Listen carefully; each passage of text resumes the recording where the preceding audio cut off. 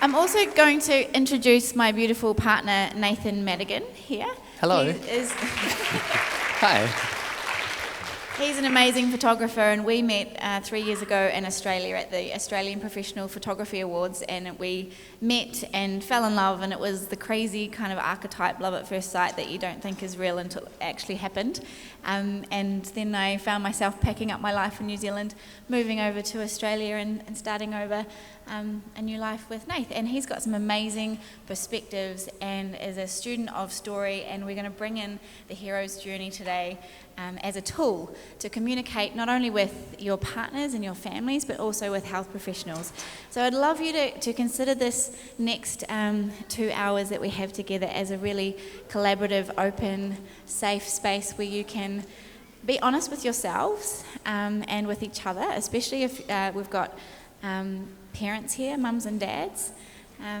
This is a workshop that is for you to help you in what is and can often be a really challenging space. So please feel free to ask us any questions as we go. If you need to walk around or leave, you're very welcome. Make this your own space. There's no right or wrong here. Take what you need from it, and we will enjoy working with you today. And can I just check, everybody up the back, can you hear us okay? Good. Yeah? Not too echoey? Because otherwise you have to come up the front. So the aim of the next few hours is empowerment and connection and tools for communication. So that's kind of where we're going. And the way we're going to get there is through teaching and learning some new ideas and perspectives. So without further ado, now is there anyone in the room that didn't hear the keynote message yesterday? One, a few. Okay, that's okay. I'm going to quickly do a recap for you guys, okay? So bear with. I'm just going to run up here. And so as Michelle said, I am a photographer and Evie's mum, a beautiful girl who was born with a very rare chromosome condition in 2008. And I loved being her mum. And it was incredibly challenging and beautiful all at once. And I believe that she had superpowers just by the way that she interacted with the world. And so this mentality and attitude gave me a language that was so counter-narrative to the deficit-focused language of disability and difference. And so after Evie passed away when she was 2.5, I travelled around New Zealand and photographed families living with a whole range of different conditions and celebrated their uniqueness and their abilities and their superpowers.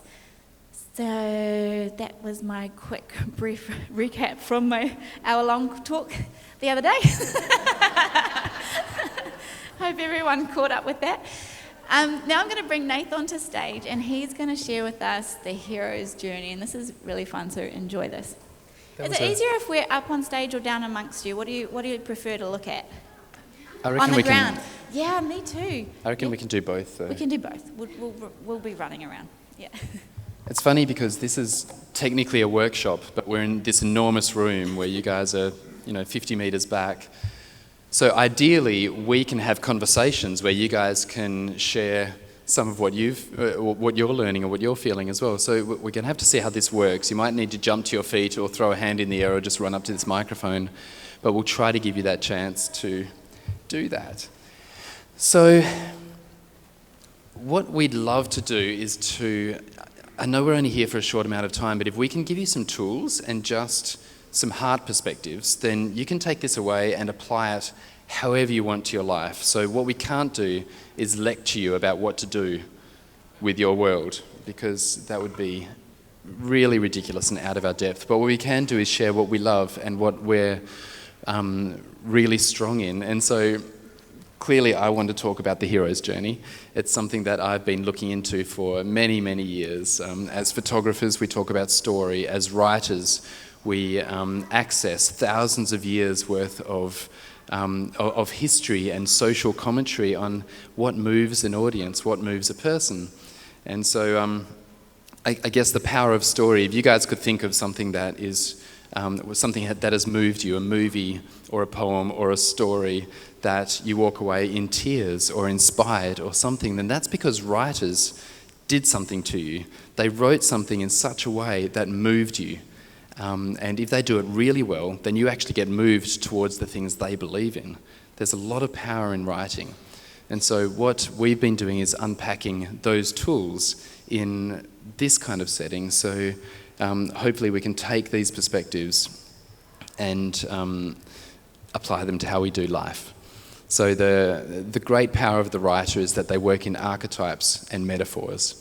We don't have to literally learn how to survive on Mars, but we can learn resilience when we watch a movie about a man stranded on Mars, right? We're not learning those literal tools, we're learning the metaphors and the archetypes behind it. One of the leaders in that field is a guy named Joseph Campbell, who was quite fascinated with this role of the hero. And he looked through hundreds and hundreds and hundreds of years of stories about the hero, and he realised that they're all quite similar, that there is a structure that writers follow to really have this powerful, meaningful, move the audience kind of stories about the hero. And so he made a little map of it, and he called it the hero's journey. And he was quite excited about it. So he was talking to a friend. He had this friend, George Lucas, and he said, hey, I've been mapping out the hero's journey here. There's a certain series of steps that I can walk my character through. And George Lucas said, yeah, that's amazing. I'm going to write a movie about it. And so he did, and he wrote Star Wars. And Joseph Campbell produced this epic book about the hero's journey. And Star Wars was born as well. And so I would love to walk you through this journey very quickly, because ultimately we want to take some tools and talk about you guys and how you relate and how we relate as people. But let's start at the beginning here. So as you can see on the little circle there, we've got an ordinary world. And at the top of that ordinary world is our character, our hero. At the beginning of the story, he's just there. Luke Skywalker is on a tiny little planet in the middle of nowhere in Star Wars. It's ordinary, and then he gets this call to adventure. So when a hero gets a call to adventure, he's got, R2-D2 showing a little video saying, help me, Obi-Wan Kenobi. He doesn't know what it is, but there's this call. And then the hero refuses it. He says, I don't have what it takes. I don't have enough. I've got duties here. I've got jobs. And then he meets the mentor. And in Star Wars, of course, Luke meets Obi-Wan Kenobi.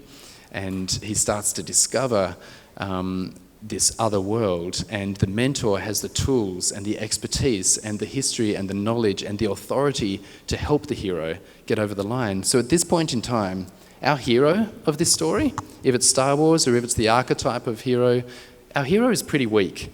He's pretty inexperienced. He doesn't have the chops yet to actually be this incredible, life-saving anything. He's just struggling, but he wants something. And so he meets the mentor, and somehow the mentor helps him. They gives him the tools. And then there's this idea of crossing the threshold. So in the hero's journey, it's quite simple. He falls into the special world. That's where the story starts. For the writer, in order for a character to move into story, the character needs an inciting incident. That's what the writers call when they need to get their character from comfort into conflict, into growth, into challenge, and into this story worth telling. So an inciting incident is something that the character gets thrown into that he or she doesn't like, but you're in it. So it's really interesting. For Star Wars, it's simple. Luke's uncle and auntie die, and it pushes him over the edge to go and try to make a difference. But you'll see that in any story, that there's this inciting incident that pushes a character into a story. And if we get very deep into this, it's because the writer wants something better for the character than comfort. It's a very true fact that we always choose comfort over conflict. We won't deliberately go out of our way to choose a harder life for ourselves. We would never choose a life of hardship and struggle, but funnily enough, when we're in it, we grow to be stronger, deeper, powerfuler people with potentially more impact and more potential for change for the world. It's annoying, but true.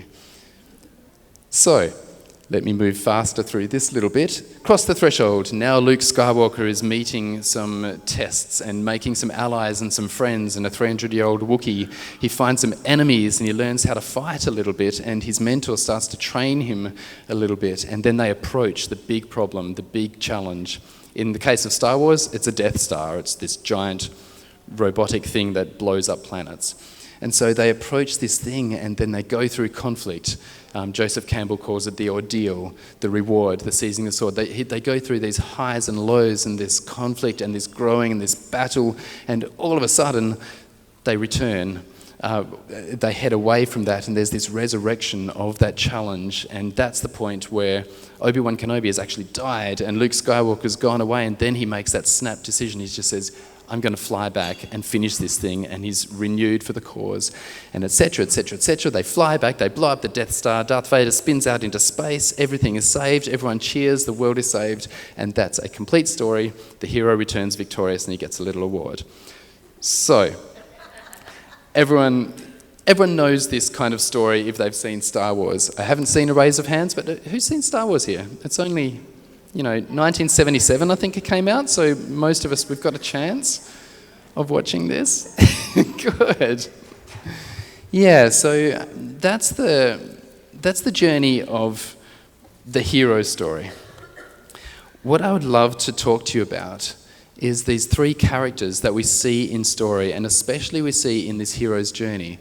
There's the hero himself, there's the mentor, and then I also want to just talk quickly about the victim in a story. So we're just isolating three characters, hopefully so that we can consider for ourselves, do we fall into one of these categories? To give away what we're talking about here, I want to encourage you to consider inclining your heart towards this role of mentor, but also acknowledging that sometimes, I know, and also accepting that there are times when we will be the hero. We're always the hero of our own story, but in relating, there's a few different roles that we'll end up taking. So let me just walk you through the way writers write these characters. In a story, the hero is the lead character in a story. They're the protagonist. The story's about them. And they generally want something worthwhile, and they're generally afraid, small, inexperienced. They're somehow weak in the beginning, and they grow through conflict, and they're transformed. And that's really interesting, because most of us feel like if we are the hero, we're meant to know all the answers, we're meant to be able to hold everything strong and kind of ride in on a shining stallion and save the day. But writers don't see it like that. The hero in a story starts off weak and grows through conflict. So the hero is doing all the work. They do the work. They don't know everything. They don't have all the answers. They need a team. They need some allies. They need to work together. And at the end of the story, they're strong. At the end of the story, they've done the work. They've grown. They are transformed. A successful story has a transformed character at the end. So that's hero. So it's interesting to see that there's a mentor role in this journey. And the mentor is not the hero, is not the lead character. The mentor doesn't do all the work of growing and changing, and yet the mentor is probably the strongest character in a story. The role of the mentor is to have the tools, to be ready with the hero, to move forward slowly, to be patient, to give them the tools when they're needed, when the time is right for the hero. And so now, hopefully, you can start thinking about where you place yourself in different stories. And when you start to consider your children or your partner or others, you might start to think, wait a minute, maybe I'm not the hero to save them as much as the mentor who has the tools and just can work with the patience to deliver the tools at the right time. So the mentor already knows their own value. They're not in the game to try to win over the hero. They're not trying to take the credit. They're not trying to take the awards. They're simply serving so that the longer game, the greater battle is won. So as far as we talk to health professionals about this, and we encourage health professionals to say, don't scramble to be the hero and save a patient or save a parent. Serve them. Serve them as a mentor role that has the resources and listens and empowers the hero to do the work and to change. And we can also apply that in our relationships with our children. Okay, so another main character in stories is this idea of the victim. And it's really interesting because a victim is not an actual character. They're the collateral damage of someone else's story. They are, unless they move for themselves, then they are simply pointers. They stand there and point at the hero who saves them, and they point at the villain who hurts them. And they're not really anything else in a story unless they start to move, grow, respond to conflict, all of that stuff. And that's how a hero is born. But being a victim in a story is a state of mind. It's not a character role. And you can see, obviously, victims they're reactive, they're quick to blame, they're afraid to take responsibility. We see these kind of traits, we see these traits in others, and sometimes we see them in ourselves. And I know this is a lot of information to take in, but I just want to let you sit on this for a second, that we often get delivered circumstances that place us in the victim role. And that's fine. Like, we can take that and we can feel the pain. But if we stay in that role, then we're ultimately not a character worth too much until we act on that and we do something with it, until we ask for help, until we start moving through that and out of that. And that's when a hero story is born. So, all up, in a nutshell of the hero's journey, we're looking at 3 different characters, and my encouragement is that at least we are aware. We are aware that the times when we should be the hero, and the hero doesn't mean riding in and saving everything, it means we've got to do the work, because that's the role of the protagonist in a story. We go through conflict and we change and we grow. And sometimes we have to relate as the mentor. Sometimes with our partners, we have to stop for a second and not try to win, but to consider, how can I serve with the tools that I have? And so that's a little snapshot. I think I don't think we need to jump to that, do we? Yeah, so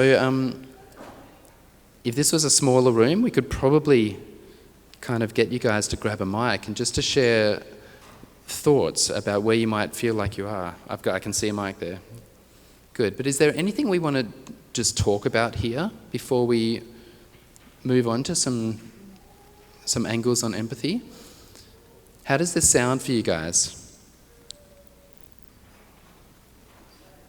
Good. Comments? Yeah. Do you want a mic? Yeah, it's coming. It's coming. It's a big room. I think that depending on whose story I'm most involved with, I've been all 3 of these in my lifetime. And with Clara, my daughter, who's 27, it's hard to move from the victim role into the mentor role. Although when you put it like this, I can see how important that is. Do you feel like you're the victim? Oh yeah, I've put myself there for years. Yeah. How many other people feel like they're in at least 2 or not 3 of these roles? Yeah. Welcome to the human condition. It's I think the wisest thing we can do is acknowledge that this is true, that we are in these spaces all the time. And it's not terrifying to be in there. If you get delivered circumstances that put you in a victim role, then your potential for change is actually greater than one who may just be in the most comfortable role in life. I forgot a question. Yeah, I find that you have to be really careful not to cast your child in the victim role, because I've seen it really not be good for kids, and I try to make my daughter, as limited as she is, responsible for her life too. Yeah. I think that's vital for any story. A hero wants to rescue people, a hero wants to get the credit and save the day and all of that, but a mentor will consider where the victim is and how we can empower the victim out of that space into an actual meaningful story. It does involve conflict, but it's ultimately far more empowering than to just rescue and leave a person as a victim. So that's good insight. I think in our family, like our younger brother, JP is our super duper, and he's not here with us, but I think there's definitely things going on with every single person in our family, and I feel like the roles are always shifting depending on what crisis is happening at the moment. And I sometimes feel like, I don't know if Sam's my brother, I don't know if you feel this way too, but like when there's like a crisis moment where JP is, you know, kind of going through something, and maybe mom's coming in and trying to be the hero, or maybe we're recognizing JP as the hero, and then it's like, well, what are we? Kind of. It's like, it's almost like, I don't know, I don't really feel like the hero or a mentor, because I don't have that ability or knowledge yet to help him through, like mom and dad, and like I don't necessarily feel victimized either, because I'm not the one going through it, so it's kind of like this awkward phase. But I don't know, I just went on a tangent. Yeah, that's really good. The truth is that when we say hero, writers are really talking about the protagonist. It's the main person in a story. They're not always going to have anything, they're not going to be able to save something. We're still just learning. But at the end of the day, we are the lead actor in our own lives, and we can stand there and acknowledge, I'm on a journey, I have nothing yet. I'm looking for a mentor, I'm still working through conflict to help. And even just to make that decision, to see something and know that I will generally choose comfort over conflict. So if I can make a choice to step in there and help, that's already making my character greater as a story character. It's already making myself more like a hero's journey, because I'm choosing to move and act. And yeah, it's definitely okay to not feel like you know yourself yet. Yeah, the most exciting people at 60, 70, 80 years old are still working that out, and that's what makes them so intriguing.